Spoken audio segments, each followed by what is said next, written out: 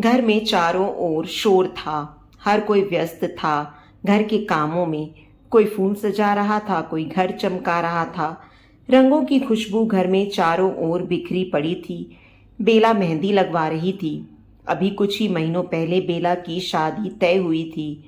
दूल्हा सरकारी नौकरी में था, अच्छा खासा पैसा कमा लेता था। बेला के लखनऊ वाले फूफा ने रिश्ता तय करवाया था। आज वो घड़ी आ गई थी जब यह रिश्ता एक ऐसे अटूट बंधन में बंधने जा रहा था जिसे कोई नहीं तोड़ सके। मंडप सज चुका था, फेरे हो रहे थे। दोनों के दिल में अजीब सी उलझन थी। मनोज ने बेला से ज्यादा बातें नहीं की थीं। वो एक दूसरे को ज्यादा पहचानते नहीं थे। सारी रस्में होने के बाद वह घड़ी आई जब मनोज बेला के पास पहुंचा। बेला अपने आप में सकुचाई बैठी थी। मनोज के पास आने पर बेला ने कहा, देखिए, हमें ज़्यादा वक्त नहीं हुआ है। अगर आप कहें तो हम एक दूसरे को जान लें। मनोज ने मुस्कुराते हुए कहा, आपकी और मेरी सोच कितनी मिलती है। बेला को लगा जैसे उसे सब कुछ मिल गया। इस एक जवाब ने उसके मन में सारे संकोच हटा दिए जो अनजाने डर ने घर कर रखे थे। दोनों बातें करने लगते हैं। फिर मनोज कहता है, अपना घूंघट उठा लो और आराम से बैठ जाओ। मनोज ने उसके चेहरे को देखा और देखता ही रह गया। जितना उसने तस्वीरों में देखा था उससे कहीं ज्यादा सुंदर थी वह। सॉरी, मैं कुछ भूली तो नहीं? मुझे ज्यादा रस्मों का ध्यान नहीं है, बेला ने कहा। मनोज ने फुसफुसाते हुए कहा, मेरी भी पहली ही बार है, मुझे कौन सा पता है। बेला बोली, क्या कहा आपने? मनोज बोला, कुछ नहीं कुछ नहीं। बेला मुस्कुराते हुए बोली, सुन लिया मैंने। मनोज भी मुस्कुरा देता है। बेला आगे बात करती है, देखिए ना, वक्त कितनी जल्दी गुजर जाता है। अभी कल की ही बात थी कि मैं इस घर में छोटी सी गुड़िया की तरह सजती हुई भागा करती थी और अब यह घर मेरे लिए पराया हो जाएगा। मनोज बोला, सही है, मैं भी नहीं सोचा था कि यह वक्त भी आएगा कभी। मुझे लगा बचपन तो अभी गुजरा है, अभी तो मैं अपनी आगे की नौकरी की तैयारी करूंगा। पर माँ और पापा मान ही नहीं रहे थे। बेला ने अपना चेहरा मनोज की ओर करके कहा, तो आपके कहने का मतलब है कि मेरी वजह से आप आगे की पढ़ाई नहीं कर पाओगे? मनोज बोला, नहीं नहीं, मेरा यह मतलब नहीं था। बेला ने अब ज्यादा खुलकर कहा, तो क्या मतलब था आपका? मनोज ने कहा, जब शादी हो जाती है तो कई जिम्मेदारियां आती हैं। बेला ने मनोज की आंखों में देखते हुए कहा, ये सब कहने की बातें हैं। जिम्मेदारियां तो कम हो जाती हैं क्योंकि आपको एक साथ मिल जाता है आपकी जिम्मेदारियों को कम करने के लिए। मनोज ने जैसे ही ये सुना वह समझ गया कि उसे बेला के रूप में ऐसी जीवन साथी मिली है जो उसके घर परिवार को अच्छे से समझ पाएगी और निभा पाएगी। दोनों रात भर बातें करते हैं और हाथ में हाथ डाले सुबह कब हो जाती है पता ही नहीं चलता। बातों बातों में रात कब बीत गई पता ही नहीं चलता। जब हम अपने आधे हिस्से से मिलते हैं तो यही होता है, वक्त का पता ही नहीं चलता। बेला और मनोज के दिलों में आज बस एक दूजे के अलावा और कुछ भी नहीं है। प्रेम का ऐसा ही स्वरूप हमेशा रहे तो कितना अच्छा होता है।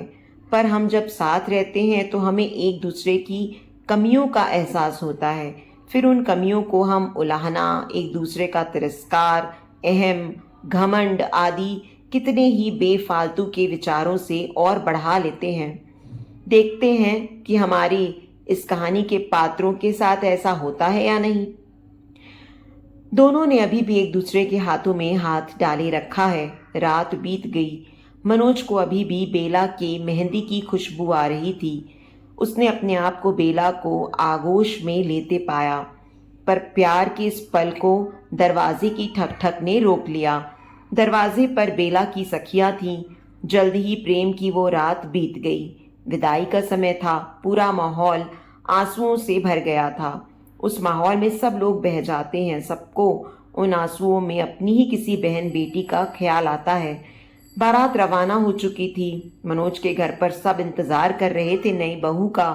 और सारी रस्में पूरी होने के बाद एक बार फिर बेला और मनोज साथ थे। शादी की यादें मनोज और बेला के दिलो दिमाग में बैठती जा रही थीं। ये समय ही ऐसा होता है। बारात रवाना होकर मनोज के घर पहुंच चुकी थी। सबने बड़ी ही धूमधाम से नई बहू का स्वागत किया। घर के मालिक शिव कुमार जी फूले नहीं समा रहे थे। उन्होंने सभी मेहमानों की बड़ी आवभगत की। सभी ने कहा कि शिव जी ने शादी बहुत अच्छी की अपने बेटे की। शिव जी की पत्नी रमा देवी के दिन अब आराम करने के आ गए थे, इसलिए अपने सास बनने का पूरा रौब झाड़ रही थीं। बहू ऐसे मत चलो, बहू घूंघट निकाल लो। बेला हर एक बात को बेझिझक मानती जा रही थी। मनोज भी सब देख रहा था। उसे अपनी माँ का इस तरह बेला को टोकना अच्छा नहीं लग रहा था, पर वह कर भी क्या सकता था। वैसे दुनिया का कोई भी मर्द क्या कर सकता है इसमें। सारी रस्में पूरी होने के बाद पहली रात ससुराल में होने के कारण आज बेला को देर रात तक जागना था। बेला की छोटी ननद संध्या ने भाभी से ढेर सारी बातें की। देवर मुकेश भी बार बार भाभी के आसपास मंडरा रहा था। उसे लग रहा था कि अब उसकी बात को कोई तो मानेगा, वरना घर में तो वह सबसे छोटा है, तो सब काम उसे ही करना होता है। घर का हर सदस्य नई बहू के साथ अपने रिश्ते के बारे में सोच रहा था। घर में बहुत ही खुशी का माहौल था। मिठाइयों की खुशबू से घर भरा पड़ा था। रिश्तेदार और रमा देवी की सहेलियां बहू से मिलने और मुंह दिखाई की रस्में करने आ रहे थे। रूप में किसी तरह की कमी नहीं होते हुए भी औरतों की आदत होती है नुक्स निकालने की। किसी ने कहा बहू की नाक जरा मोटी है, किसी ने कहा बहू की आंखें थोड़ी छोटी हैं। ये सब हंसी मजाक हो रहा था और मनोज का दिल जल रहा था। उसे लग रहा था जैसे ये सब बेला का मजाक उड़ा रहे थे, पर बेला बस उनकी बातों पर मुस्कुरा देती थी। रात घिराई थी। एक बार फिर मनोज और बेला साथ होने को थे, पर एक मध्यम वर्गीय परिवार में होते हुए आज घर में इतनी जगह नहीं थी कि बेला और मनोज साथ हो सकें। सो मनोज को अन्य रिश्तेदारों के साथ रात बितानी पड़ी। सुबह हुई और मनोज को थोड़ा वक्त मिला बेला के साथ बैठने का। ज्यादातर मेहमान अब जा चुके थे। घर अब अपनी नियमित स्थिति में आने लगा था। मनोज ने बेला से पूछा, तुम्हें बुरा नहीं लगा जब वो लोग तुम्हें चिढ़ा रहे थे? बेला ने मुस्कुराते हुए कहा, अपनों की बातों का बुरा क्या मानना। अगर यही बातें मेरे परिवार में से किसी ने की होती तो क्या मैं बुरा मानती? नहीं ना, तो फिर ये भी तो मेरा परिवार है। मनोज बोला, पर कुछ औरतें जानबूझकर सच में तुम्हारी बुराई कर रही थीं। बेला ने हंसकर कहा, अगर उन्होंने जानबूझकर भी बुराई की है तो भी उनका मकसद तब पूरा होता जब मैं कोई रिएक्ट करती या उल्टा जवाब देती। उन्हें खुशी मिली तो अच्छा है, मेरी वजह से कोई खुश तो हुआ। मनोज ने बेला की ओर देखा और बोला, क्या वाकई में तुम ऐसा सोचती हो? बेला बोली, हाँ, जो मैं हूँ ऐसी ही हूँ। मनोज ने उसे गले लगा लिया। सुबह हो चुकी थी। शिव जी के घर में अब रोज सुबह बहू के हाथों की चाय से होने लगी थी। नई बहू से काम करवाना रमा देवी को अच्छा नहीं लगता था, इसलिए वह मना कर देती थी, पर बेला कहाँ रुकने वाली थी। कुछ ही दिनों के बाद बेला ने पूरे घर का काम संभाल लिया था। रमा देवी यदा कदा मदद करती रहती थी। मनोज भी अपने काम में व्यस्त सा था। शादी को 1 महीना भी नहीं हुआ था। दोनों को इतना समय अब भी नहीं मिल पाता था। इतने दिनों में बेला भी काफी व्यस्त हो गई थी घर के कामों में। मनोज रोज ये सोच के घर आता कि आज तो बेला से ज्यादा देर बात करने का मौका मिलेगा, पर रात को सारा काम खत्म करते करते इतनी देर हो जाती थी कि मनोज खुद ही बेला को सुला देता था। मनोज को इंतजार था छुट्टी का, और वो दिन भी आ गया। आज मनोज सुबह की चाय से लेकर नाश्ते तक बेला के पास ही खड़ा रहा। मनोज बेला को देख ही रहा था कि संध्या अंदर आती और बोलती है, भैया और भी जगह है घर में। आज से पहले तो आपको रसोई में नहीं देखा इतनी देर तक माँ के पास बातें करते हुए। मनोज ने झुंझलाते हुए कहा, तुझे क्या? आज से पहले तो तुझे भी नहीं देखा रसोई में ज्यादा मटकते हुए। संध्या फिर भी वहीं खड़ी रही। पर जब मनोज जाने वाला था तो रोक के कहा, अरे रुको भैया, मैं तो जा रही हूँ। कौन प्रेमी जोड़ी को जुदा करने का पाप करे। और संध्या वहां से चली जाती है। बेला हंस देती है। दोनों फिर पास में खड़े होकर बात करने लग जाते हैं। तभी बाहर से आवाज आती है, हरे कृष्णा राधे कृष्णा। मनोज ने तुरंत ही कहा, ये तो सरला बुआ की आवाज है। उसने बेला को बताया कि ये सरला बुआ हैं और वह काफी तुनक मिजाज हैं। वह उनके पिताजी की दूर की बहन है, पर शिव जी उन्हें अपनी सगी बहन से ज्यादा प्रेम करते हैं। बेला सुनते ही तुरंत बाहर आई और सरला बुआ के पैर छूने लगी। सरला बुआ ने बेला को खड़ा किया और कहा, लक्षण तो अच्छे दिख रहे हैं बहुरिया के। लगता है माँ ने सब सिखा कर भेजा है। तब तक शिव जी और रमा देवी भी आ गए थे। रमा देवी ने भी आगे बढ़कर प्रणाम किया और सरला बुआ के लिए खाट बिछाया। सरला बुआ ने बैठते हुए कहा, कमबख्त, यह कमर भी बुढ़ापे में जम सी जाती है। बेला ने कहा, आप आराम कर ले, रात को मैं कमर दबा दूंगी। सरला बुआ ने बेला की तरफ देखा और कहा, ज्यादा चूचा पड़ना कर, मुझे ज्यादा पसंद नहीं है। बेला तुरंत चुप हो गई। रमा देवी ने भी इशारा करके बेला को चुप ही रहने की सलाह दी। मनोज के सपने एक बार फिर से टूट गए। सरला बुआ के होते हुए उसका बेला के पास भी रहना असंभव था। ऊपर से रमा देवी ने भी कह दिया था, बेला से दूर ही रहना। बुआ के रहते रात होने से पहले पास मत जाना। मनोज अपने कमरे में जाकर बैठ गया, पर बेला ने एक बार भी अपना मुंह टेढ़ा नहीं किया।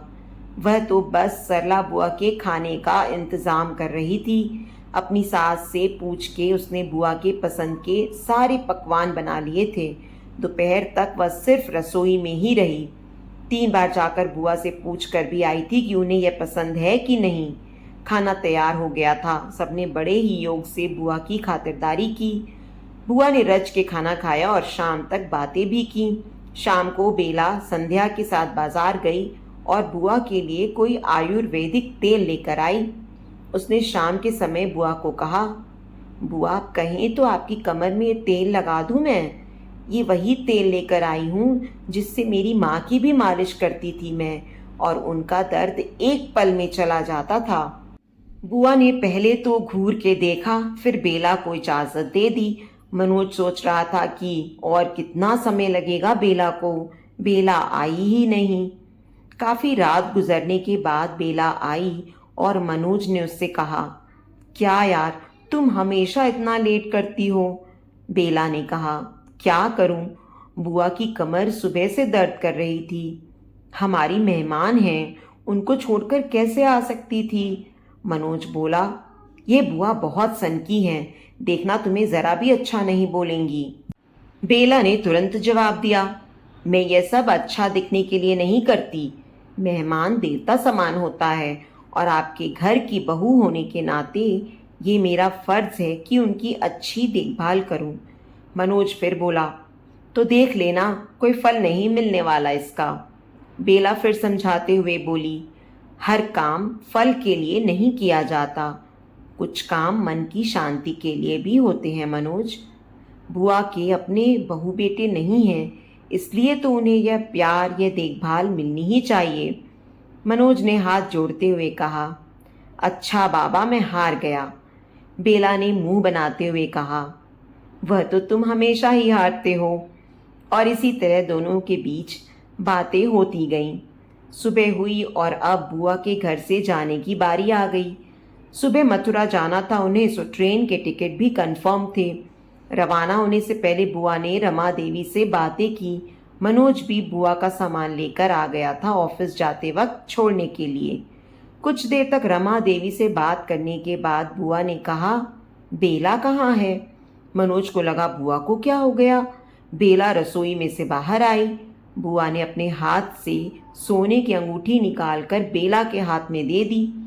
बेला के मना करने पर रमा देवी को समझाते हुए बोली, देख रमा, ऐसी बहू किस्मत वालों को मिलती है। बुआ ने कई घर देखे हैं जहां बुजुर्गों की न तो आवभगत की जाती है, ना ही सम्मान दिया जाता है। बेला ने हर बात में मेरा ध्यान रखा है। बड़े बूढ़ों का सम्मान करने वाली ऐसी बहू मैंने कहीं नहीं देखी, वरना जहाँ यह बुढ़िया जाती है लोग यही बाट जोहते हैं कि कब निकले ससुरी। तेरी बहू ने मेरा इतना मान रखा तो बुढ़ापे में तेरा कितना रखेगी। मनोज तो फूले नहीं समा रहा था बुआ की बातों पर। जाते जाते बुआ ने बेला को गले से लगा लिया। मनोज को मानना ही पड़ा कि सच्चा सुख सेवा में है।